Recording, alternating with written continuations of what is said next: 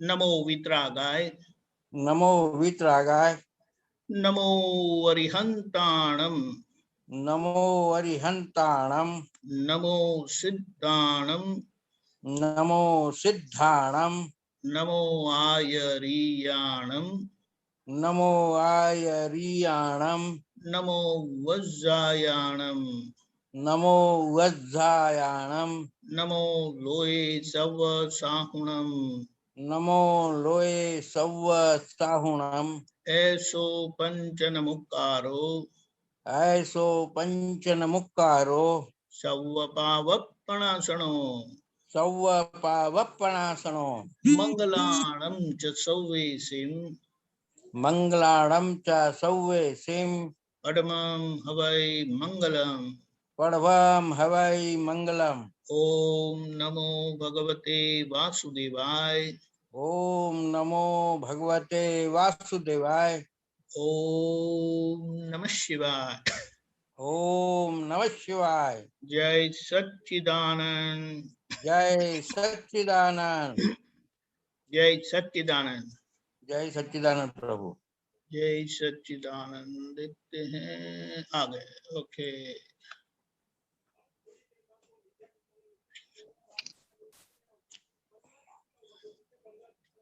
जय सच्चिदानंद। जय सच्चिदानंद साहब। उजाला होगा कि अंधेरा है? जय सच्चिदानंद। हाँ बस बस, जय सच्चिदानंद। जय सच्चिदानंद। ओके, बोलिए सुरेश जी, हाँ, बोलिए। नमो वितरागाय। ये हो गया। ठीक है, स्टार्ट। Yes yes.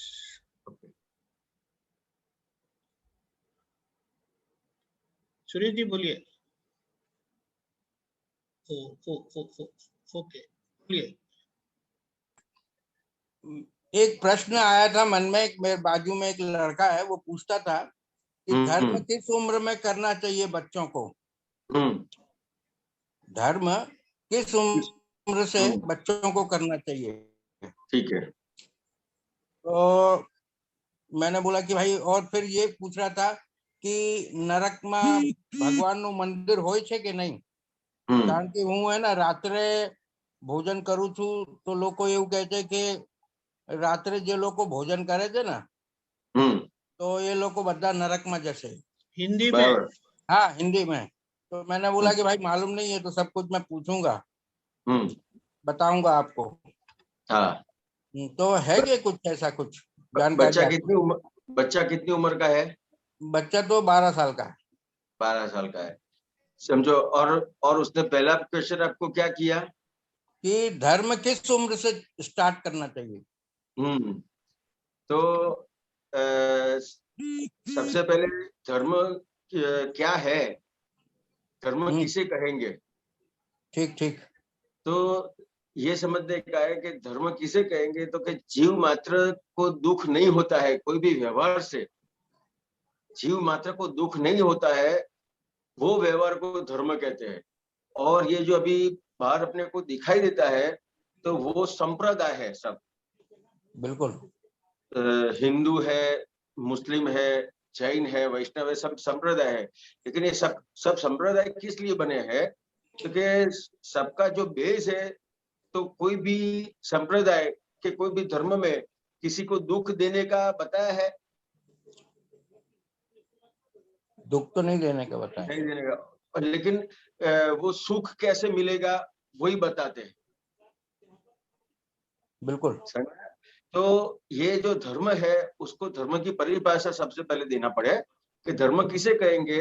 तो कि ये जो धर्म है तो आपको दुख ना हो, आपसे दूसरों को दुख ना हो, और आपकी कोई भी समस्या है कि कोई भी प्रॉब्लम है तो उसमें से आप समाधान ले सको, तो आप धर्म में हो। अच्छा, समाधान ले सको तो आप धर्म में हो। तो धर्म में हो, और समाधान नहीं मिलता है तो आप धर्म से विमुख हो। बराबर। समाधान से नहीं ले सको मैंने सदा समाधान के लिए सक्षम होना जरूरी है।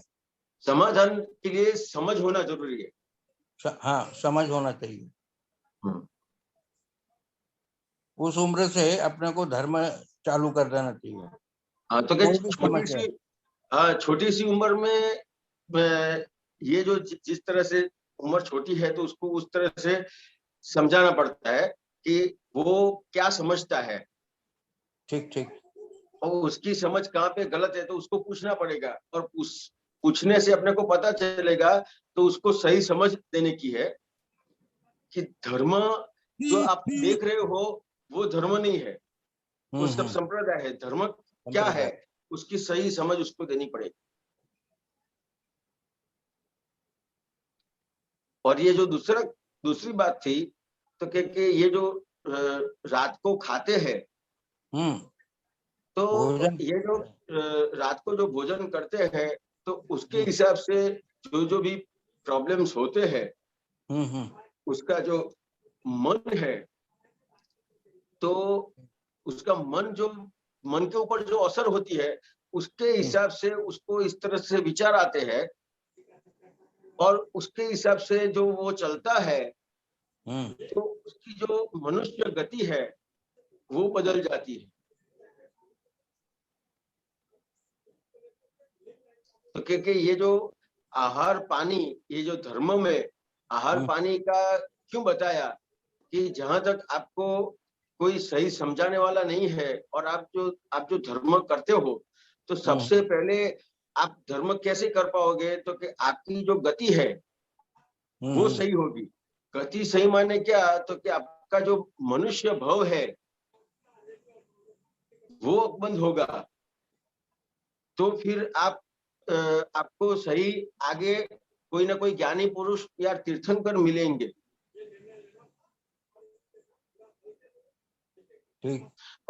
और ये जो गति सही कैसे होगी तो उसमें जहां तक ज्ञानी पुरुष कोई तीर्थंकर कोई सही समझ देने वाला नहीं मिला है तो वहां तक आपका जो जीवन का व्यवहार है उसमें आहार पानी बहुत बड़ा महत्व का भाग बजावता है, भाग बनता है। नहीं, रात को खाने से खाना वो बोलते हैं कि नहीं खाना चाहिए। तो बोले कि जो लोग ये खाना खाते हैं तो वो लोग नरक गति में जाते हैं। ऐसा कोई सिद्धांत है क्या? तो उसको ये समझाने का है 12 साल के बच्चे को कि अगर आप ये जो रात को खाते हो तो रात को खाने से क्या होगा तो कि सही पाचन नहीं होगा। सही पाचन नहीं होगा तो उसके हिसाब से उसकी असर जो शरीर में जो बनता है उसकी असर मन के ऊपर पड़ती है। अच्छा। मन के विचारों के ऊपर पड़ती है। और जो मन के विचारों के ऊपर भी जो असर होती है उसके हिसाब से वो जो चलता है विचार मन के हिसाब से चलता है। जहां तक ज्ञानी पुरुष नहीं मिले, कोई सही समझाने वाला नहीं मिलता है तो किस तरह से चलता है तो कि जिस तरह से उसको मन बताता है उस हिसाब से चलता है।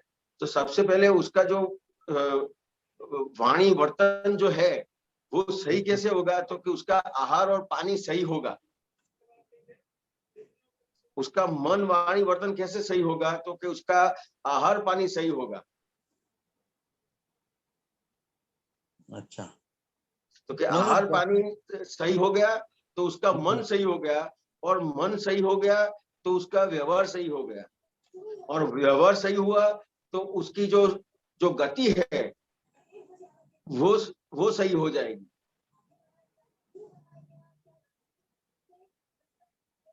कोशिश करना चाहिए मनुष्य को, महात्माओं को कि बिफोर मैंने सनसेट के पहले खाना खा लें जी, और नहीं तो प्रॉब्लम में पड़ जाओगे। नहीं ये क्या है कि जो ये आहार पानी है तो ये शरीर पे जो असर करता है तो उसका मन पे असर होता है। तो मन पे असर होता है तो आप जो धर्म करना चाहते हो तो वहां पे आपको कहीं ना कहीं दिक्कत आती है। अच्छा। आपकी जो समझ है वहां पे कहीं ना कहीं वो जो शरीर की असर है वो उसके ऊपर आती है।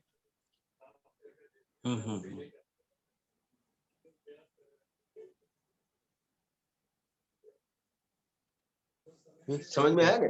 और जो बच्चे हैं तो उनको इस तरह से समझाना पड़ता है, जो बच्चे हैं उनको इस तरह से समझाना पड़ता है, जैसे बड़ा होगा तो वो अपने साइंटिफिक तरीके से समझेगा, और अभी भी आपको उसको साइंटिफिक तरीके से इस तरह से समझा सकते हो कि अपना मन सही हो जाएगा। खाने की असर जो है वो मन पे होगी, और मन सही हो जाएगा तो आपको कहीं ना कहीं गलत विचार नहीं आएंगे, किसी को दुख देने का मन नहीं होगा, आप खुद को भी दुख नहीं दोगे, दूसरों को भी दुख नहीं दोगे,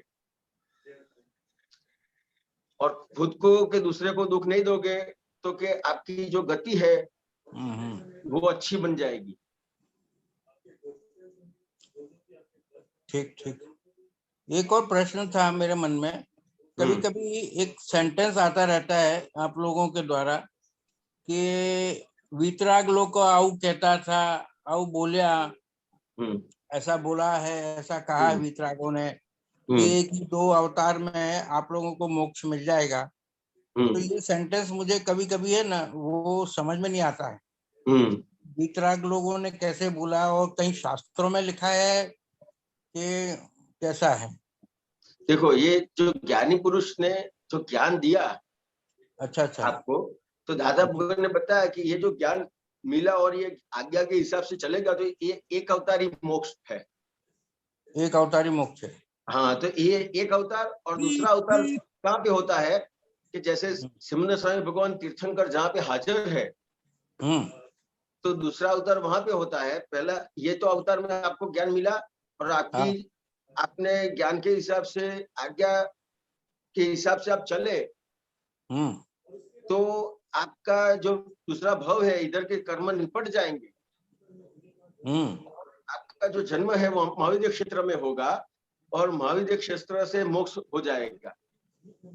अच्छा, ये दादाजी की इक्वेशन है ऐसी? दादा भगवान की बात है ये।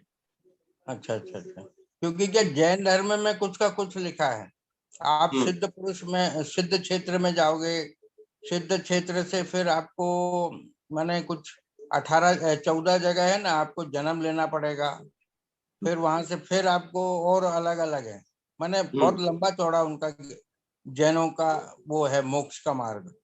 हाँ, सही बात है। तो ये दादा भगवान ने आपको डायरेक्ट दे दिया सब। हाँ, डायरेक्ट दे दिया मैंने। हाँ, आप सीधा मैंने महाविद्य क्षेत्र में, जम्बू क्षेत्र में आपको जन्म लेना पड़ेगा। हाँ, ये जो 14 बताए ना, उसके बदले दादा भगवान ने डायरेक्ट आपको 12वें गुण स्थान पे रख दिया। अच्छा अच्छा अच्छा। हाँ, माने 14 को अपन क्रॉस कर देंगे। हाँ, सीधा आपको 12वें गुण स्थान पे रख दिया। अच्छा अच्छा, 12वें उस पर करते हैं।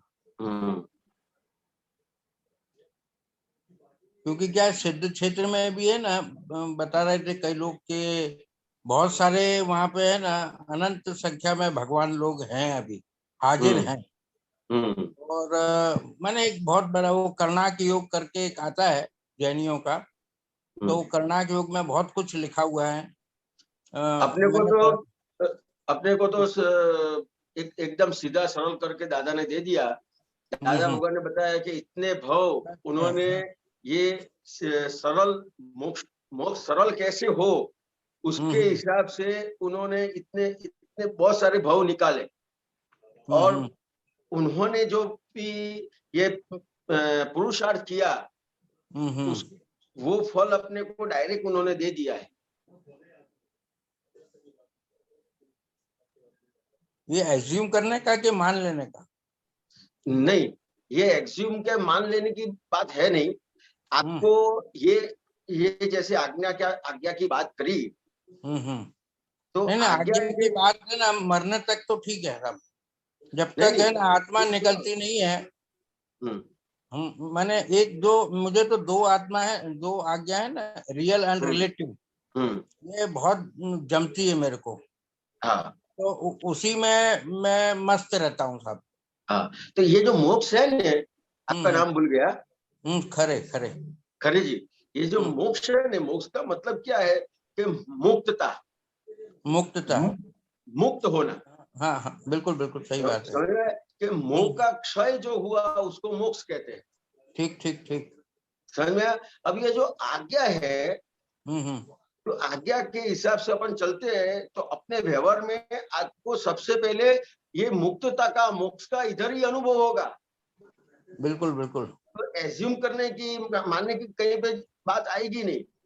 आपको जो चीज अनुभव होती है उसको श्रद्धा में लाने की जरूरत नहीं पड़ती है। बिल्कुल सही बात है।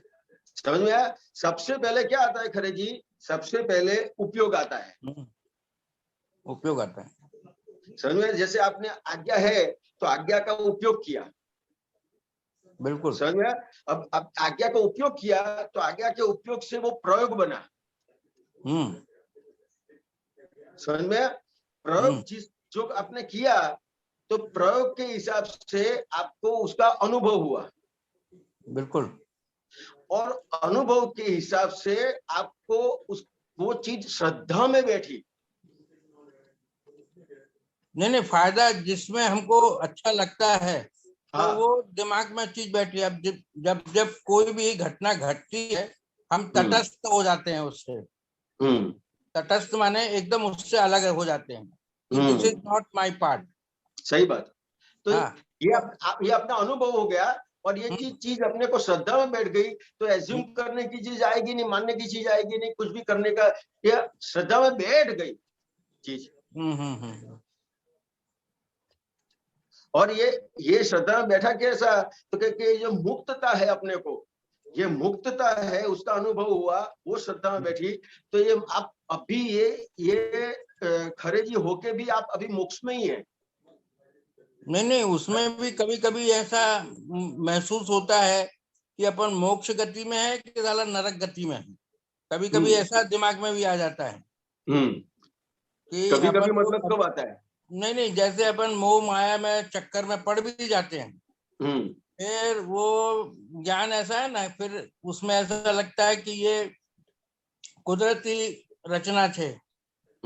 फिर बाद में कुदरती रचना को ऐसा सोच करके उसके साथ में हम लोग तन्मयाकार हो जाते हैं। भाई कुदरती रचना से चलो तन्मयाकार हो जाओ।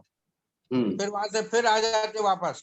माने जाते हैं आते हैं, जाते आते हैं, सब चीजों से, सब अवस्था में यदि हम तटस्थ रहेंगे, कोई भी अवस्था है, देखो खुशी होती है ना तो उसमें भी हम लोग तन्मयाकार हो जाते हैं, हंसने लग जाते हैं। और तो दुख होता है तो उसमें भी रोने लग जाते हैं। तो ये जो दोनों चीज होना नहीं चाहिए। तो कभी कभी ऐसा महसूस होता है। तो ये जो आपने तटस्थता की बात करी कि तटस्थ होना चाहिए, तो तटस्थ कैसे रहेंगे? तो ये जो भी रोना आता है, हंसना आता है, ये मोह माया का व्यवहार जो भी आता है, समझ में? तो ये किसका व्यवहार है?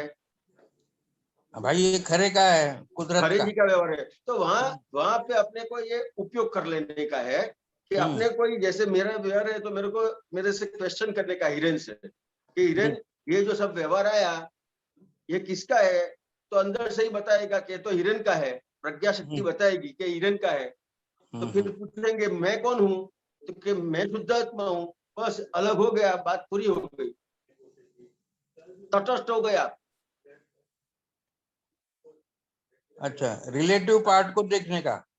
हाँ, आप ये जो रिलेटिव पार्ट है, समझ में आया? ये जो भी है रिलेटिव है। जैसे ही आपने इसको रिलेटिव बोला और जो रियल का भाग है रियल तो हमें रियल बोला। जब से ज्ञान लिया है तब से रियल में ज्यादा मस्ती रहती है। हाँ। और वो खरे के रिलेटिव पार्ट को देखता रहता है। बस, तो आप तटस्थ हो गए। अच्छा अच्छा अच्छा। तटस्थ यही है। नहीं तो उसमें सुख दुख होना भी नहीं चाहिए। सुख दुख जो होता है तो वहां पे पूछने का खरे साहब को कि सुख किसको हुआ?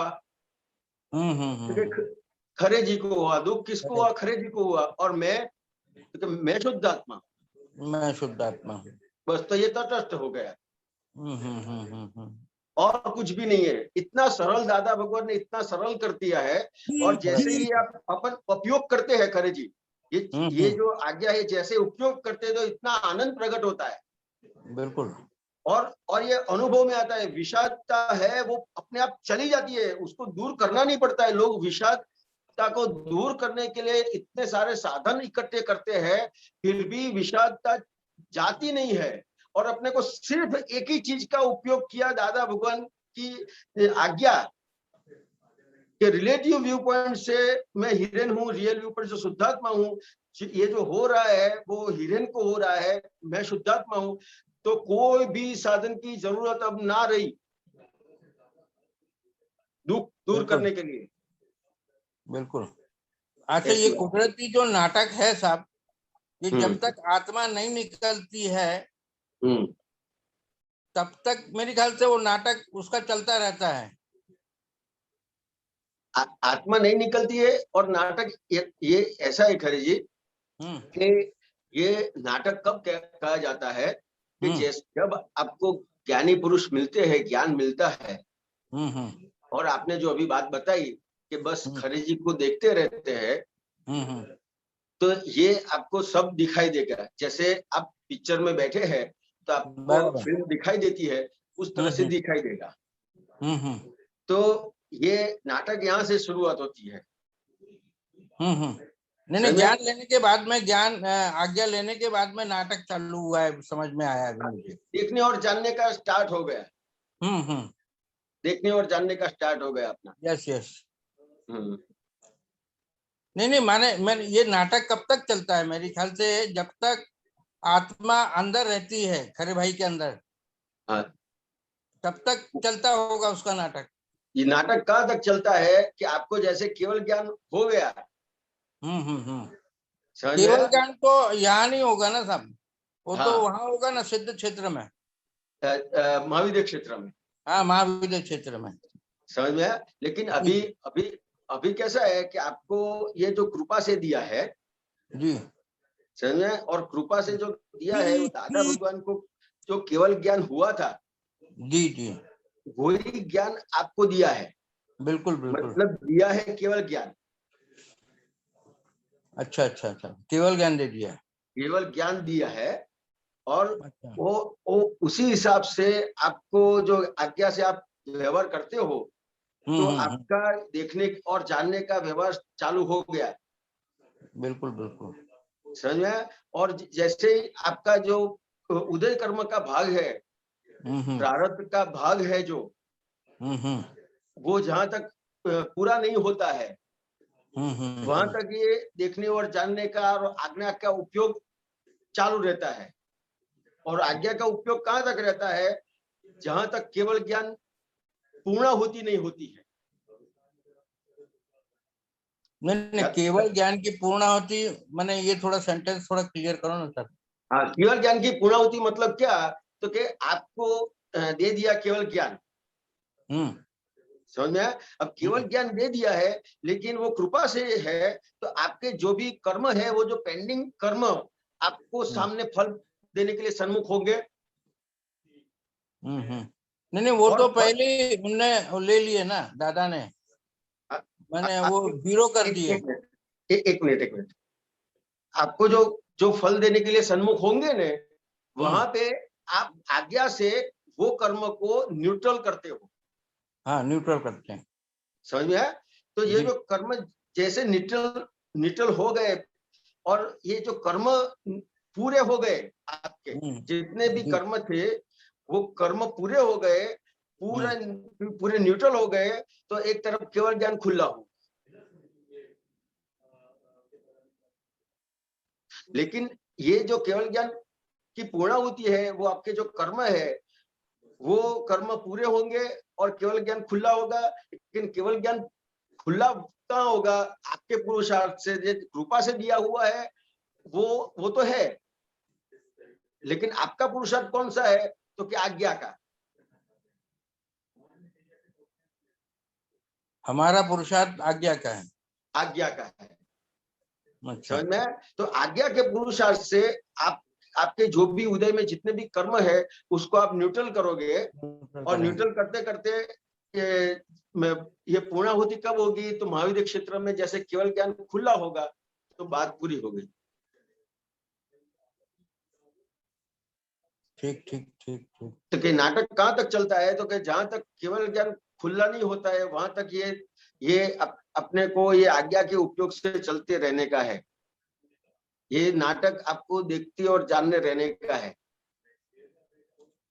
नहीं नहीं, मेरे ये समझ में आया, ये नाटक तो मेरे ख्याल से जब तक हम माने शुद्धात्मा रिलेटिव से अलग होकर के कहीं जाती नहीं है तब तक वो नाटक, दोनों जब तक साथ में रहेंगे तब तक नाटक रहेगा।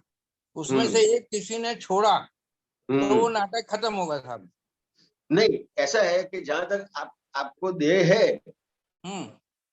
वहां तक समझो कि छोड़ता नहीं नाटक है, तब तक नाटक है। ये देह छोड़ा, लेकिन दूसरा देह में जाता है वहां तक ये जो प्रोसेस कैसी होती है, यहाँ से छूटता है और वहां पहुंचता है, वहां स्थिर होने के बाद इसको छोड़ता है। नहीं नहीं, अभी जब ज्ञान ले लिया है हमने तो अब तो हमको जाने का है महाविद्य क्षेत्र में। हाँ, तो वहां पर तो नाटक नहीं रहेगा, वहां मोक्ष का नाटक चालू होगा। नाटक बोलते हैं, लेकिन नाटक किसको कहते हैं, तो जो देखते और जानने का जो व्यवहार है उसको नाटक कहते हैं। हाँ हाँ, समझ में है? जी जी। देखने और जानने का जो व्यवहार है उसको नाटक कहते हैं। Right right. तो ये देखने और जानने का जो व्यवहार है वो यहाँ भी रहेगा और वहां पे भी रहेगा, मोक्ष में भी रहेगा, महाविद्य क्षेत्र में भी रहेगा, महाविद्य क्षेत्र में रहेगा। और जहाँ जैसे केवल ज्ञान खुला हुआ तो फिर आपके अंदर स्थिर हो गए। अच्छा, आप शुद्धात्मा में स्थिर हो गए, फिर कोई पुरुषार्थ का भाग रहा नहीं।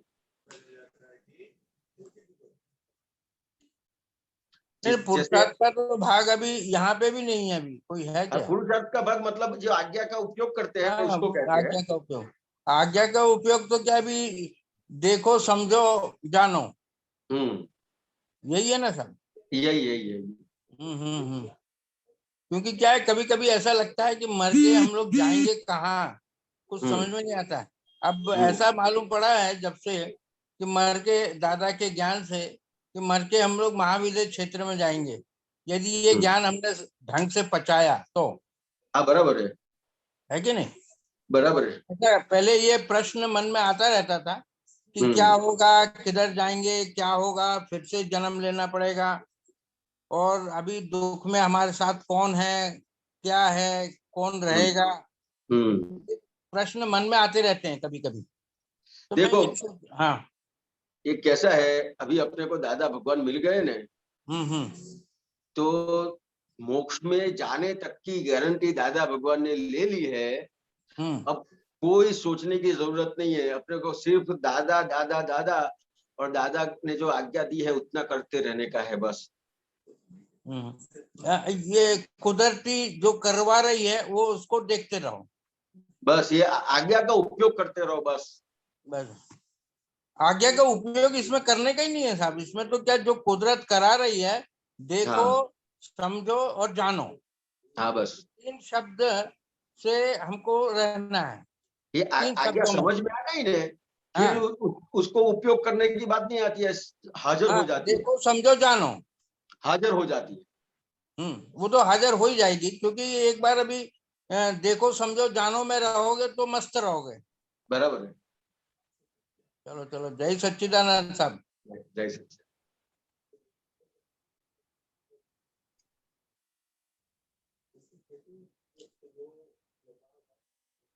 दीपकानंद जी कहाँ चले गए? दीपकानंद,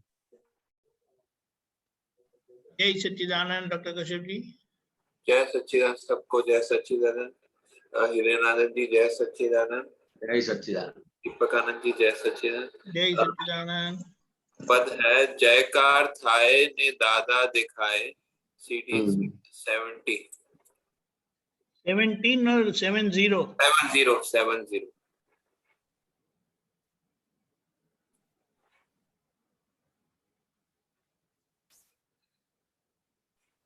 पूछो। हाँ पूछो। इसमें जो है ना, हर लाइन में ये लिखा है जेने पाहे बेवा थी।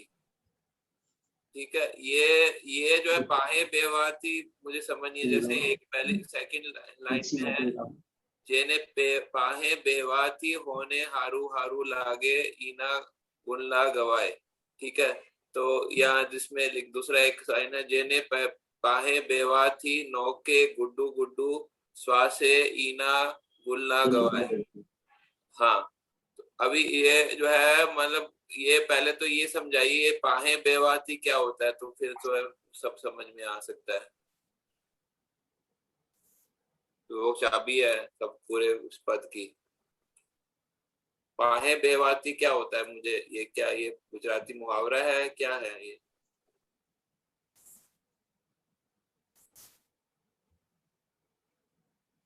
जेनी पाहे बेहुआ थी, क्या मतलब क्या होता है पाहे बेहवा? जिसके पास बैठने से।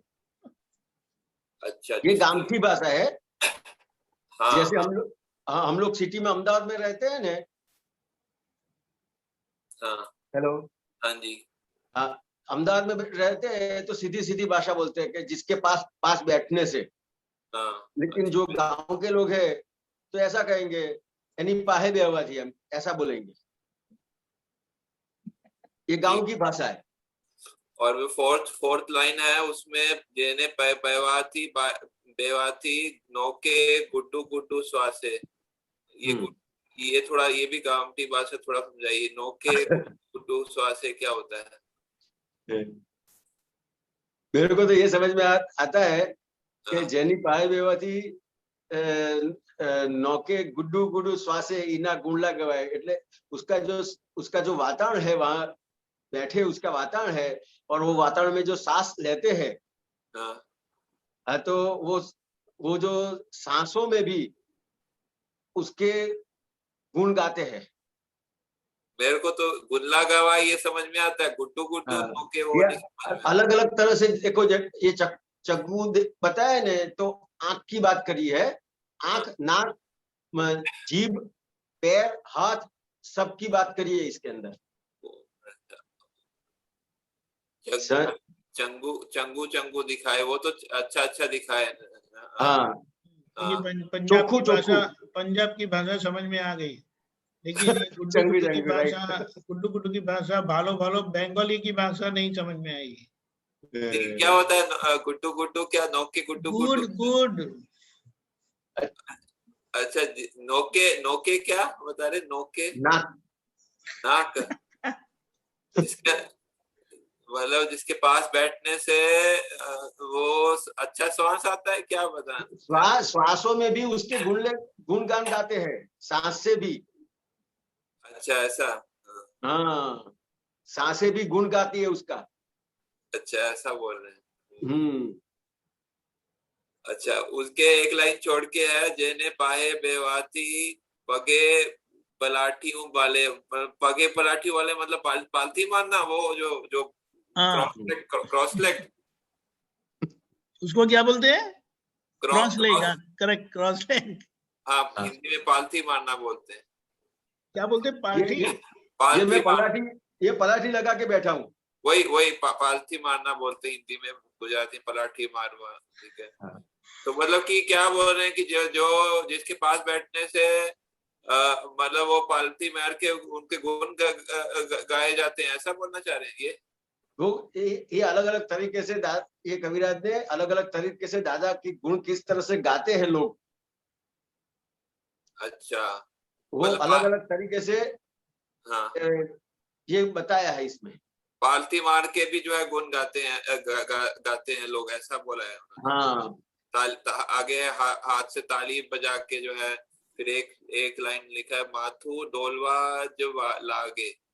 हाँ, अच्छा, जो माथू जिसका माथा डोलने लगता है, सिर जो डोलने।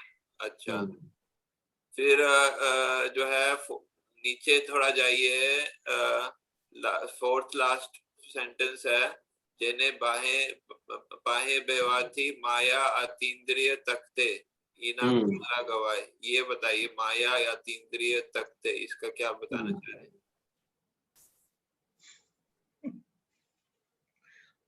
दीपकानंद जी आप बताओ ने, अतीन्द्रिय माया। ये माया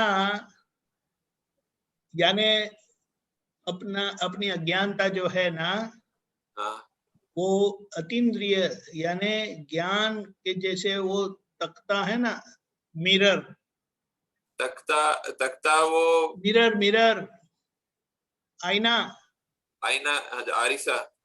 हाँ, वो ऐसे अपनी सब अज्ञानता हमारी दृष्टि में आ जाती है, तो इसीलिए वो दादा का हम गुण गाते हैं। अतीन्द्रिय तख्ते मतलब फिर से बताएं। इंद्रिय ज्ञान जो है वो 5 सेंसेस रिलेटेड है। जो शुद्धात्मा का ज्ञान, जो मूल ज्ञान है, उसे अतीन्द्रिय ज्ञान बोलते हैं, जो इंद्रिय से परे है। और वो तख्ते का जैसा है, आईने का जैसा है। तो उसमें माया देखते हैं। हमारी जो माया है ना, वो प्रकाशित हो जाती है। तो ऐसे दादा का गुण गाता हूँ मैं। और उसमें पहले क्रोध मान भी बताया लोग। हाँ बस सही है, बिल्कुल। अच्छा, सीक्वेंस में जा रहे हैं पूरे जो है। Correct, absolutely. राग द्वेष का भी ऊपर बताया। हाँ। तो ये सभी जो है मतलब उन्होंने कवर कर लिया कि सभी मतलब सभी तरह के प्रकृति से जो है वो गुण गवाते हैं दादाजी का। 5 इंद्रिया, फिर कर्मेंद्रिया, खास करके हाथ पैर, मन बुद्धि चित्त अहंकार, और फिर ये 4 कषाय, राग द्वेष 6 कषाय, राग द्वेष क्रोधमान माया लोग, फिर सारी दुनिया भूल गए। सही है, ठीक है, यही पूछना था। आपको अच्छा लगा जो है हरिनानंद जी, ये पद अच्छा लगता है? आपने गाते हैं? हाँ गाते हैं ना, ये तो बहुत गाते हैं। अच्छा, बहुत अच्छा। लेकिन मेरा कैसा है कि मैं बहुत आपके संजोग से हमको ये सब जानने का मिल रहा है अभी, ऐसा है।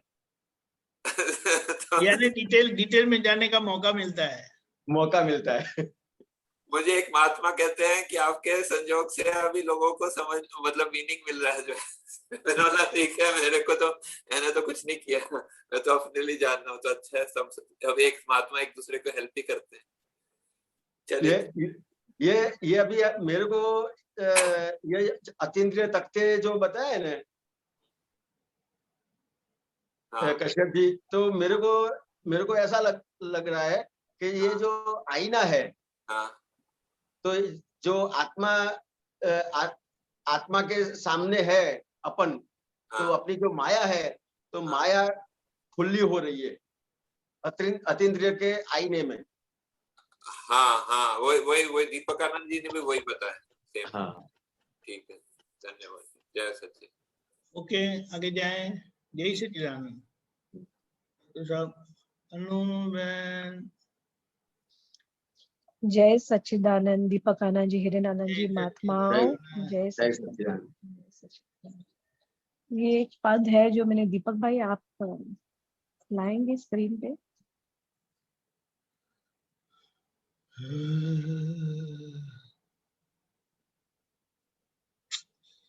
एक मिनट।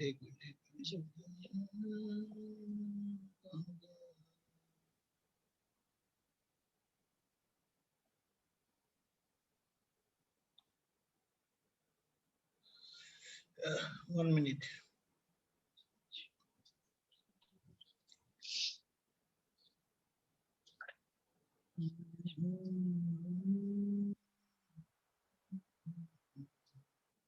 एक CD 19 છે,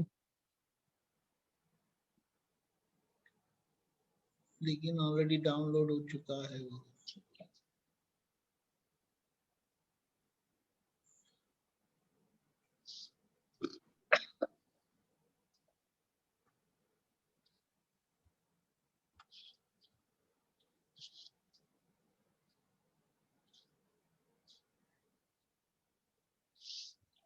ओके,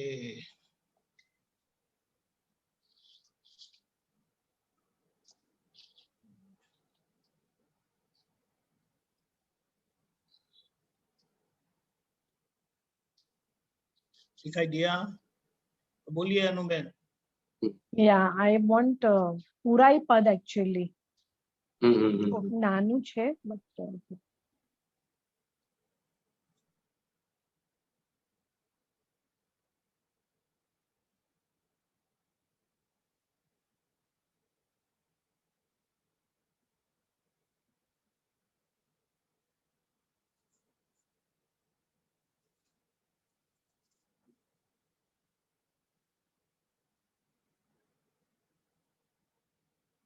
शुरू करो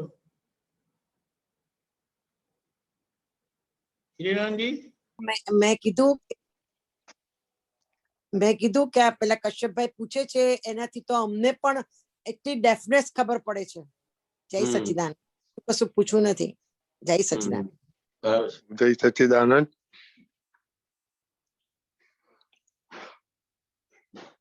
तब तक अनुबेन दूसरा कुछ? अच्छा हाँ, जब तक मैं दूसरा कुछ पूछ लेती हूँ। हाँ please. Okay okay okay. Deepak Kanha ji, आप बहुत समझाओ जो ना। ये कविराज ने अपना भाव व्यक्त किया है कि दिन भर तो वो मुंबई में रहते थे और दादाजी सामान्य तौर पर बड़ौदा रहते थे, तो बोले दिवसी तो ना आए आप, लेकिन रात को तो आओ। तो रात कैसे आएंगे? और हमारी दीवानी जो आपके लिए है उसको सजाओ, फितूरी सजाओ। What is फितूरी? फितूरी देखा नहीं आपने? होमवर्क नहीं किया? Okay. You must do homework. Yes, you must do homework. Okay. We don't go because मैं गुजराती पढ़ा ही नहीं हूँ। Okay. मुझे भी वो देखना पड़ता है, पर हम तो भाव से जाते हैं। ठीक है। At least I don't go into details. फिर ऐसा कुछ होता है तो फिर देखते हैं फितूरी का क्या मीनिंग होता है, फिर वो टाइम जाएगा। So you please do some homework and then we can be very good. आप समझे जी? फिर भी आप एक बार समझ लो। हाँ। दिल की बात शब्दों में जाहिर होती है, लेकिन शब्द नहीं पहुंचते, भाव पहुंच जाते हैं। ऐसा हम मानते हैं। क्योंकि वो कविराज तो हमारे पता नहीं वो क्या लिटरेचर पढ़ के आए थे, हमको नहीं पता है। उनके शब्द तो डिक्शनरी में हमको ढूंढने पड़ते हैं। अच्छा, तो ये तो समझ गए ना आप? दिन में नहीं आए, अरे रात को तो आ जाओ और हमारी दीवानी जो आपके लिए है उसको सजाओ, उस फितूरी को सजाओ। हाँ, कल्पक ने क्या छे हुकूमत पर आई, क्या बताते हैं? ये जो कल्पना वाला जगत है वो सब पराई हुकूमत है, उसमें मैं लाचार हूँ, मैं कुछ नहीं कर सकता हूँ, मेरी क्या बोले हेल्पलेसनेस है। तो आपको यानी आपको यहाँ आना, वो पराई हुकूमत ले आए यानी व्यवस्थित शक्ति ले आए, कुदरत ले आए तो आप आ सकते हैं। लेकिन आप सपने में तो आ सकते हैं। तो आपको सपने में देखकर बड़े दिल से आपको पूरा तृप्त होकर हम उसको आपको देखेंगे। फिर ऐसा है ना कि जो हमें पसंद होते हैं उनका सब कुछ अच्छा लगता है। फिर ये विचार जो हकीकत में हमारे शरीर में जो प्रक्रिया है ना, सब एनी एक्टिविटी वो वायु से नियंत्रित है। इसीलिए आप थोड़ा होमवर्क करेंगे, नहीं करने की जरूरत नहीं है, लेकिन थोड़ा होमवर्क करेंगे ना तो आपको पता 10 प्रकार के वायु बताए। यानी हमारी ये जो सांसें ली जाती है वो भी वायु का नियंत्रण है, खून बहता है वो वायु का नियंत्रण है, खाना पचता है जाता है वो वायु का नियंत्रण है, सब विचार आते हैं वो वायु से होता है। इसीलिए उन्होंने क्या बताया, विचार वायु जो है हमारे एक अखंडित यानी आपके अंदर ही केंद्रित हो चुके हैं, ऐसा करके बताते हैं। आपने सजाया परमार्थ संगीत, परमार्थ यानी जो संगीत से परम अर्थ निकले, यानी ये विश्व का जो समाधान ढूंढना चाहते हैं वो आपसे मिल जाता है। और बड़ी सुरीली आवाज में, यानी जो वो जो बुद्धि को भी समाधान देता है और अपने अहंकार को भी अच्छा लगता है, यानी शरीर को भी अच्छा लगता है। वो स्थूल है ना संगीत। मन भाव हृदय आपद समीपे, यानी मन वो हृदय से जुड़ा हुआ आता है और भाव हृदय से होते हैं। तो बोले भाव से आप हमारे हृदय के समीप हो, तो उसे कोई अलग नहीं कर सकते। चातक पिपासु ज्ञानार्क पीते, चातक नाम का एक पक्षी होता है, शास्त्र में बताया है, वो स्वाति नक्षत्र का पहला बूंद बोले वो मोती बनता है, तो उसकी राह देखकर ऐसा मुंह खुला रख के बैठा रहता है।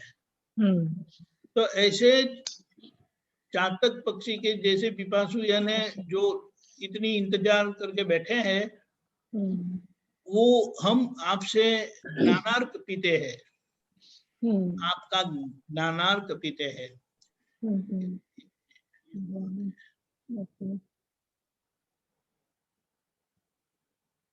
ये भी होमवर्क करना पड़ेगा, ज्ञानार्क पीते। हाँ, ओके। ज्ञान का अर्घ, एक्सट्रैक्ट ऑफ नॉलेज। ओके। ज्ञानज भुलावे, ज्ञान भुलाए विश्वल तसव्वर, यानी ये ज्ञान की समझ और ज्ञान का आनंद ऐसा है, ये संसार व्यवहार का जो ये सब कचकच वगैरह है, झगड़ा है, वो जो असर करता है ना, तसव्वर यानी जो संबंधों में वो सब होता है, वो भुला देता है। हो प्राप्त संगम सिद्धार्थ निजगर, तो वो हमारा संगम कर दे। प्रार्थना करते हैं कि सिद्धार्थ यानी मुझे अपना घर, जो सिद्ध गति मेरा घर है, ये तो मैं क्या बोलता है घूमता रहता हूँ, आमन जामन वाला ये जगत है, लेकिन सिद्धांत निज घर यानी सिद्ध क्षेत्र वो मेरा कायमी घर है, तो वो प्राप्त करवा दो। लोचन से राता कायम उजागर, लोचन यानी आंखें, रात को सो जाते हैं, यानी शरीर सो जाता है, लेकिन मैं उजागर स्थिति में रहता हूँ। उजागर स्थिति ऐसी है कि न वो सोए होते हैं न वो जागे होते हैं, लेकिन एक अंदर की परिस्थिति ऐसी है, उसे उजागर दशा बोलते हैं, कि वो जागृत होते हैं लेकिन आंख से खुली नहीं होती है और सोए नहीं होते हैं, उसे उजागर दशा बोलते हैं। यानी आत्मा के अर्थ के से जागृत, आत्मार्थी गाता, यानी आत्मा के हेतु से गाना गाते हैं, ये मैं गाता हूँ, ये उपयोग सिद्ध करो। यानी ये जो परिणाम है, उजागर दशा मेरी सिद्ध हो, क्षण पल समय में आप ही हाजिर हो, यानी कोई भी समय में आप गैर हाजिर होते ही नहीं है, आप हमेशा हाजिर के हाजिर ही रहते हैं। हरिहर अजन्मा क्रम दिवाकर, यानी ये दिवाकर का मुझे वो मीनिंग ढूंढना पड़ेगा, लेकिन हरिहर यानी जो हमारा अहंकार को ले लेते हैं, ऐसे हरि वो कृष्ण भगवान के लिए बताया है, और हर वो महादेव के लिए बोलते हैं ना, हर हर महादेव जी। अजन्मा, वो जन्म मरण से मुझे मुक्त करवा दो। तो अब अक्रम विज्ञान ने ये प्रकाशित किया, तो दिवस में दिन में नहीं आए, रात को तो आ जाओ और हमारी दीवानी को सजाओ। जय Sachchidanand. Beautiful, thank you so much. जय सच्चिदानंद। जय सच्चिदानंद। ये है हमारे कविराज, रियली टू गुड। माँ जी आप नहीं, आप तो अनु जी है वो। बोलो हमारे बोलो माँ जी। बोलो। हाँ बोलो, अभी आपका प्रश्न था ना, तो मैं तो કશ્યપ ભાઈ પૂછે છે તો અમને બધાને ડેફનેસ ખબર પડે છે આ શબ્દોની, અને તમે બ્યુટીફુલ સમજાયું, અમારું લેસન સારું થયું. अनु जी वापस आ गए? Yeah, I was बोलिए। continued. हाँ, बोलिए, बोलिए। let Hema Ben finish. She's finished. Yeah, she finished. वो तो Okay, हो okay. गया। अच्छा, हम अगर कोई हमको प्रश्न करता है तो हम अगर उनको यथार्थ रूप से जवाब देते हैं बराबर जैसे है एज इज, बट सामने वाला स्टिल है, कुछ नहीं, चेहरे पे भी कुछ नहीं, तो हमें कैसे मालूम पड़े कि उसको समाधान हुआ? तो मतलब प्रश्न से उनको ठीक लगा या नहीं लगा? जी। तो अनु जी कैसा है कि सबसे पहले कोई भी अपने को कोई भी क्वेश्चन करता है, कोई भी चीज पूछता है जी, तो किस वजह से पूछता है, उस वजह से अपने को जवाब देने का होता है जी। समझ में? अगर हाँ, उसको समाधान नहीं होता है, हाँ, और अपने को लगता है कि समाधान नहीं हुआ, तो पूछ लेने का कि मेरी बात सही है ना। समझ में? पूछने में क्या जाएगा? नहीं पूछते, लेकिन बस सामने से कोई रिएक्शन नहीं होता है। लेकिन मैं उनको यही पहले बोलती हूँ कि आप तो बहुत अनुभवी हो और आप बहुत बुजुर्ग हो, आपको तो काफी नॉलेज है, मेरे से ज्यादा है, तो आपको तो बहुत मालूम होगा। बोलते नहीं, तेरी राय क्या है? तो राय देते हैं, फिर ऐसे लगता है पता नहीं समाधान हुआ कि नहीं हुआ, हम तो चले जाते हैं, फिर बाद में सोचते हैं। राय देने के लिए बताया है, हाँ, तो अपनी राय देने की, और जो अपनी राय है वो कौन सी वजह से अपन ये बात बताते हैं वो कह देने का, तो अपना इंटेंशन उसको पता चले। हाँ, अपनी सापेक्षता उसको पता चले कि ये हिसाब से ये बात हम कर रहे हैं। हाँ, समझ में? तो अपने को ये उसको सापेक्षता बता देने की, अपना इंटेंस बता देने का कि ये हिसाब से ये बात कर रहे हैं। हाँ। और फिर उनको समाधान हुआ कि नहीं हुआ वो अपने को लेना देना नहीं रहता है। उन्होंने सिर्फ अपनी राय मांगी है, तो अपने को राय देने की है। फिर वो करते हैं नहीं करते हैं वो उनको देखने का है। नहीं, जैसे हम लोग प्रश्न पूछते हैं आप तो पुत्रों से, और आप लोग जवाब देते हो, तो जैसे आप पूछते हो समझे, समाधान हुआ, आप वैसे पूछे, तो ये भी एक आदरणीय है। लाइक कोई बुजुर्ग है और हम उनसे पूछते हैं, मतलब अगर हमसे वो पूछा तो हमको ऐसा होता है कि पूछे कि आपको समाधान हुआ, कि ठीक लगा आपको, लेकिन वो सामने से जवाब नहीं आता है, तो कभी हम विचलित में हो जाते हैं कि हाँ बस यही कोई बात नहीं। उसमें कैसा है अनु जी के सामने वाला कई बार सोचता है, हाँ, आपने जो राय बताई उसको सोचता है, बराबर सोच रहा है, और अपने को ऐसा लगता है कि ये कोई जवाब नहीं देते हैं तो अपनी राय उसको ठीक नहीं लगती, अपनी बात ठीक नहीं लगती है, ऐसा लगता है। ऐसा नहीं होता है। बराबर है, उसको मौका देना चाहिए सोचने का, क्योंकि क्या है एज इज जो यथार्थ रूप से है हम वो ही बोलते हैं, जो सामने जो सही बात है वो। हाँ, अपने इतने दाखले गिन लेते हैं जी, एक संजोग बनता है ना अनु जी, इतने दाखले गिन लेते हैं, ये सोचता होगा, वो सोचता होगा, ऐसा समझता होगा, मेरे को ऐसा समझता होगा। बराबर है, दाखले गिन लिया आपने, बराबर है कुछ भी नहीं। हाँ, बराबर अनु जी एक बात समझने की है कि जगत में ऐसा कुछ भी नहीं है। अपने सामने व्यवहार आया, वो व्यवहार अपनों ने सही तरीके से निभाया कि नहीं, इतना देखने का है। बराबर सही तरीके से आपने व्यवहार निभाया कि नहीं निभाया कैसे पता चलेगा?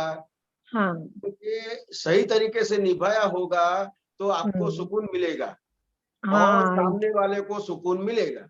बराबर, यस। और सही तरीके से नहीं निभाया है तो वो आपको भी सुकून नहीं मिलेगा, सामने वाले को भी सुकून नहीं मिलेगा। बराबर, बराबर। हाँ, अगर मुझे समाधान मिलता है तो सामने भी समाधान होता है। अगर मेरा मन अगर थोड़ा होता है शंका या विचलित, तो बराबर है।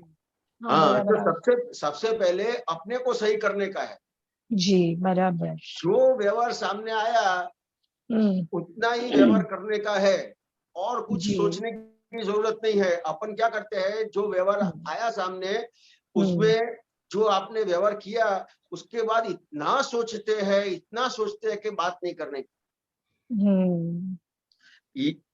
इसने मैंने जवाब दिया तो इसने ऐसा क्यों जवाब दिया, इसने ऐसा क्यों किया, पहले तो इसने ऐसा किया था, अब कैसा करेगा, अब ऐसा करेगा तो क्या होगा। बराबर है। बहुत सारी गिनती कर लेते हैं अपन। समझ में आया? तो इसके हिसाब से अपने को दुविधा हो जाती है कि अब क्या करें। तो सही महीने में तो कुछ करने का है ही नहीं, सिर्फ उसने जितना पूछा है उसका जवाब देने का है और उसका इंटेंशन समझने का, और उसका इंटेंशन समझ में नहीं आए तो उसको क्वेश्चन सामने से कर लेने का कि आप ये जो पूछ रहे हैं वो किस वजह से आप पूछ रहे हो, तो आपको उसका इंटेंशन पता चल जाएगा, तो आपका जवाब और भी अच्छा हो जाएगा। बराबर बराबर। समझ में आया? कई बार कोई अपने को क्वेश्चन पूछता है तो उसका इंटेंस पता नहीं होता है या तो वजह पता नहीं है, तो अपन भी अपन जिस तरह से समझते हैं उसमें जवाब दे देते हैं, तो भी ऐसा हो सकता है कई बार। एक्चुअली क्या होता है, क्योंकि पास एक्सपीरियंस के अनुसार अभी नहीं, अभी अंतस्करण को काफी देखने लगे हैं, बैठने लगे अपने साथ, तो काफी क्लियर होते गया है। लेकिन पास के एक्सपीरियंस के कारण इवन डरते हैं, इवन दोबारा पूछने से भी डरते हैं कि पता नहीं क्या फीडबैक भी मिलेगा, इसलिए हम छोड़ देते हैं वहां पे। एंड बस यही है। तो बराबर है आपने। हाँ, तो वजह पूछ लेने की कि मेरे को ये बात समझ में नहीं आई, आप किस वजह से पूछते हैं, तो बताएंगे कि मैं ये वजह से आपको ये पूछ रहा हूँ। बराबर। तो आपको वजह पता चल जाएगी तो आपका जवाब भी बहुत सही निकलेगा। Very true, very true.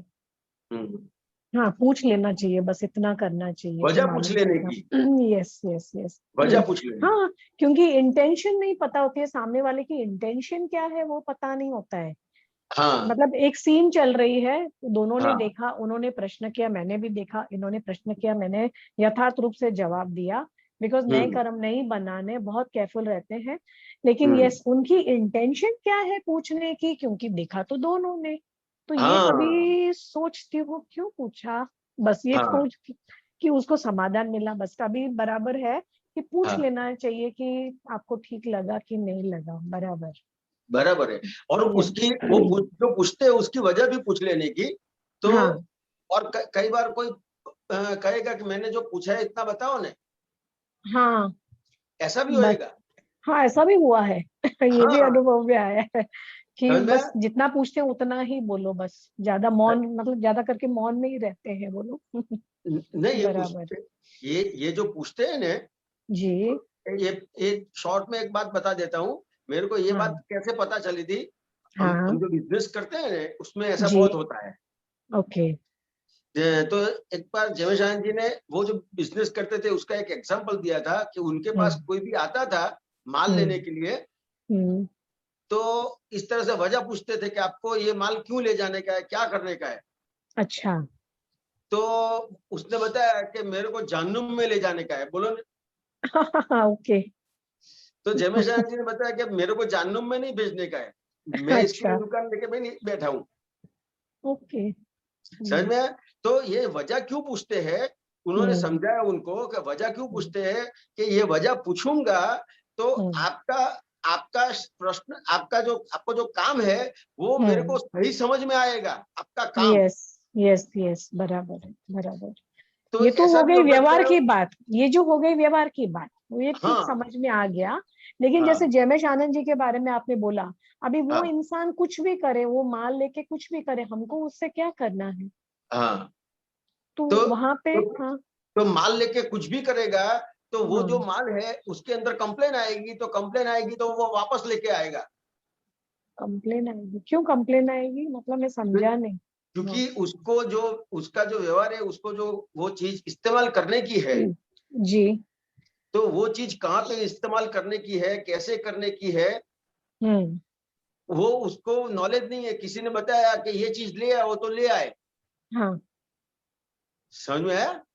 नहीं, मतलब मैंने एक एग्जाम्पल ऐसा समझा है, जैसे हम गरीब को दान करते हैं मान लो, और पैसे दे दिए, और मान लो उन्हें उस पैसे से या कुछ ड्रग्स लिए या कुछ पता नहीं, या जुआ में खेला, तो पहले होता था कि फिर बाद में कहा माय गॉड, हम लोग कितना ऐसे कर्म बनाते हैं, हम लोग उनको मतलब आगे और देते हैं नेगेटिव कर्म करने के लिए, तो थोड़ा सा स्थिर हो गए।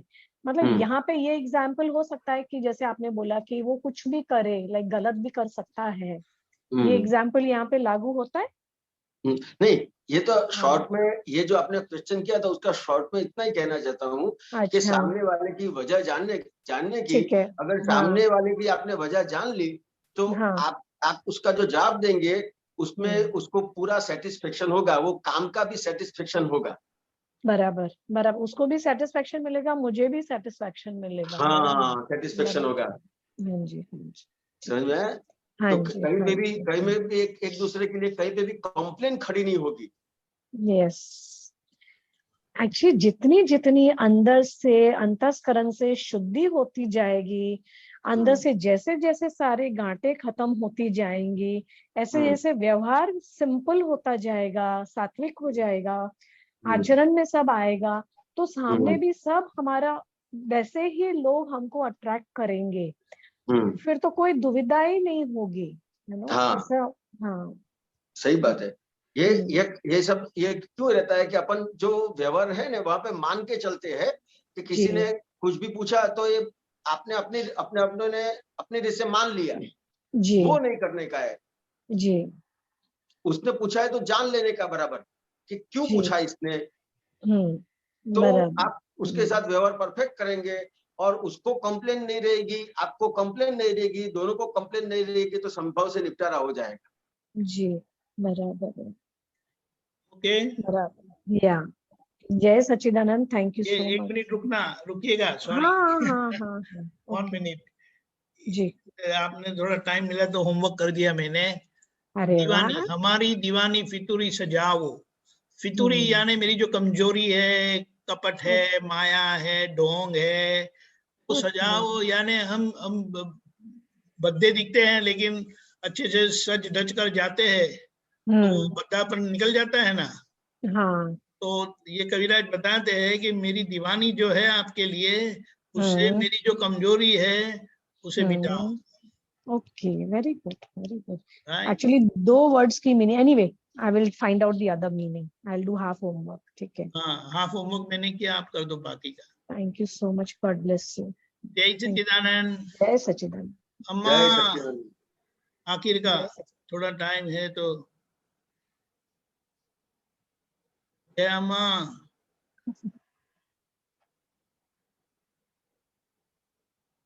अनम्यूट ला। ओके, दीपक भाई जय सच्चिदानंद। जय सच्चिदानंद।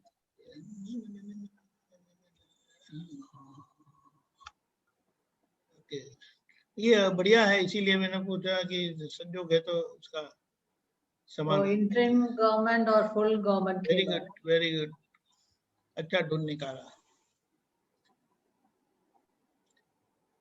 यह फिल्म पूरी થાય ત્યારે ઇન્ટરિમ ગવર્નમેન્ટ છે તે ફૂલ ગવર્નમેન્ટ થાય છે, ફિલ્મ જુએ છે ત્યાં સુધી ઇન્ટરિમ ગવર્નમેન્ટ છે। तो ये जो शुरुआत में बात हुई वही बात है। तो ये जो अभी अपने को ये कृपा से मिला है तो वहां तक ये इंटरिम गवर्नमेंट चल रही है। हेलो, समझ में है? तो ये अपने को इंटरिम गवर्नमेंट है तो ये फिल्म देखने का चल रहा है। हाँ, और ये फुल गवर्नमेंट मतलब केवल ज्ञान खुला हो गया। अच्छा, हाँ, तो मतलब फिल्म जहां तक देखता है, फिल्म जुए छे ત્યાં સુધી इंटरिम गवर्नमेंट छे। जहां तक ये फिल्म देखने का व्यवहार है वहां तक ये जो अपना आज्ञा का व्यवहार है तो ये फिल्म देखने का व्यवहार है। ओके, हाँ, और जो केवल ज्ञान खुला हो गया तो फुल गवर्नमेंट हो गई। अच्छा, ओके, ठीक है, समझ समझ हाँ, समझ गए, explanation connected with this, yes, समझ गए। हाँ। एक दादा भगवान की बात बताता हूँ। दादा भगवान ने बताया था कि हमारी फिल्म पूरी हो गई, हमारी फिल्म पूरी हो गई। यहाँ से ये समाधान मिलता है कि इसीलिए उनकी फुल गवर्नमेंट हो गई थी, यानी नियर टू कंप्लीशन। अभी फुल गवर्नमेंट तो फिर लोग तुक्का लगाते हैं कि फिर तो वो केवल ज्ञान नहीं हो गया। नहीं, वो केवल ज्ञान होने के लिए कुछ अंश रह गए, लेकिन उनकी फिल्म पूरी हो गई। यानी ये जो बताया, फिल्म देखते हैं तब तक इंटरिम गवर्नमेंट है। फिल्म है तो देखना पड़ेगा, फिल्म है तो देखना पड़ेगा। यानी वो क्या देखने का, और वो कौन सी फिल्म है? मेरेपन की फिल्म। वैसे संजोग तो उनको थे ही, संजोग फिल्म नहीं है ये, लेकिन संजोग में जो मेरापन था उनका, वो निकल गया था। ओके, इसीलिए उनके लिए वो फिल्म नहीं रही, यानी वो देखना नहीं रहा। देखना का मतलब समझना नहीं रहा, समझ के परिपूर्ण हो गए, इसीलिए वो अनुभव में स्थिर थे और उसका हमें लाभ मिला। But the film was going on. What?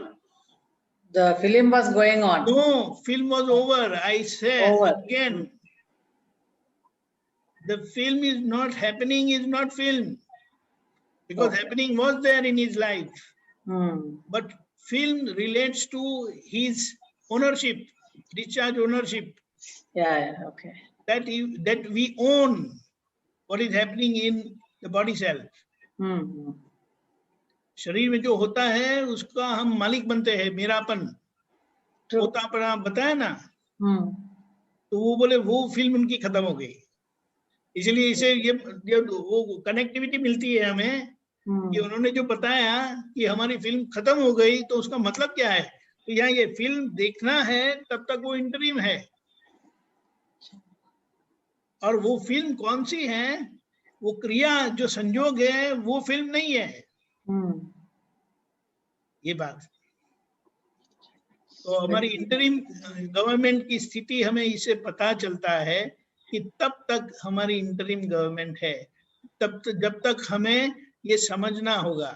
Discharge ownership को समझते समझते वो खत्म हो गई तो हमारी फिल्म खत्म हो गई। संजोग रहे, फिल्म खत्म हो गई। अच्छा, हमारे संजोग है और फिल्म भी चालू है, इसीलिए हमारी इंटरिम गवर्नमेंट है। दादा की संजोग है, फिल्म खत्म हो गई, इसीलिए वो कंप्लीट गवर्नमेंट हो गई। अनुभव यानी स्पष्ट वेदन, यानी क्लियर एक्सपीरियंस, टोटल एक्सपीरियंस।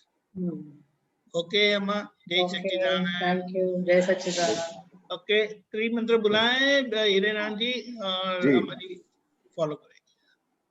नमो वितरागाय, नमो वितरागाय, नमो अरिहंताणम, नमो अरिहंतानम, नमो सिद्धाणम, नमो सिद्धानम, नमो आयरियाणम, नमो आयरियाणम, नमो उवज्जायाणम, नमो उवज्जायाणम, नमो लोये सौव साहुणम, नमो लोये सौव साहुणम, ऐसो पंचन मुक्कारो, ऐसो पंचन मुक्कारो, सौव पावपणासनो, सौव पावपणासनो, मंगलाणं च सौवेसिम, मंगलाणं च सौवेसिम, परमं हवै मंगलम्, परमं हवै मंगलम्।